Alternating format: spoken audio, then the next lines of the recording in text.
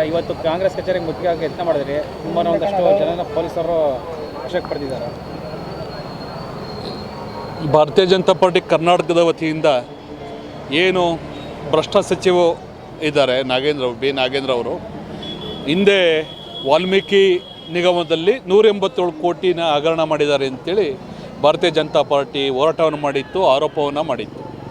ಆ ಭ್ರಷ್ಟಾಚಾರದ ಆರೋಪವನ್ನು ಸ್ವತಃ ಆಗಿನ ಮುಖ್ಯಮಂತ್ರಿಗಳ ಸಿದ್ದರಾಮಯ್ಯನವರು ವಿಧಾನಸಭೆಯಲ್ಲೇ ಒಪ್ಕೊಂಡಿದ್ರು.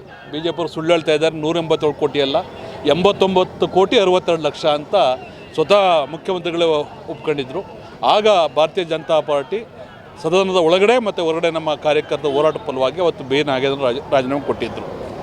ಆದರೆ ಇಡೀ ನಾಡಿನ ಜನಕ್ಕೆ ಗೊತ್ತಿದೆ, ಎಲ್ಲ ಮಾಧ್ಯಮ ಮಿತ್ರರಿಗೆ ಗೊತ್ತಿದೆ, ಇದರಲ್ಲಿ ಕೇವಲ ನಾಗೇಂದ್ರ ಭಾಗಿಯಾಗಿಲ್ಲ, ಕಾಂಗ್ರೆಸ್ನ ಹೈಕಮಾಂಡೇ ಭಾಗಿಯಾಗಿದೆ ಅಂತೇಳಿ ಆಗಿನೂ ನಾವು ಆರೋಪವನ್ನು ಮಾಡಿದ್ವಿ.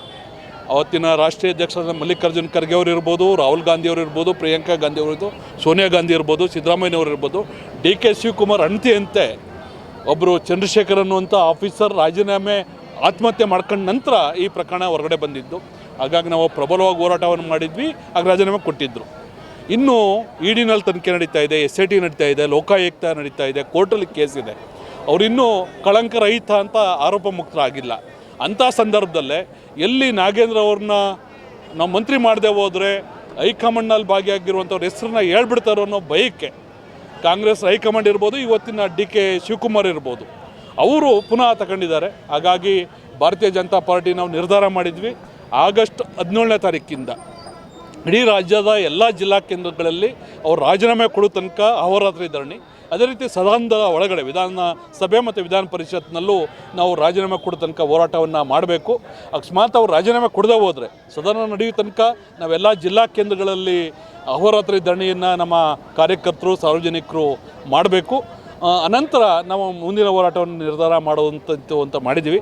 ಅದೇ ರೀತಿ ಮಂಡ್ಯದಲ್ಲಿ ಕೂಡ ಆಗಸ್ಟ್ 17ನೇ ತಾರೀಕಿಂದ ಈ ಹೋರಾಟ ನಡೀತಾ ಇದೆ.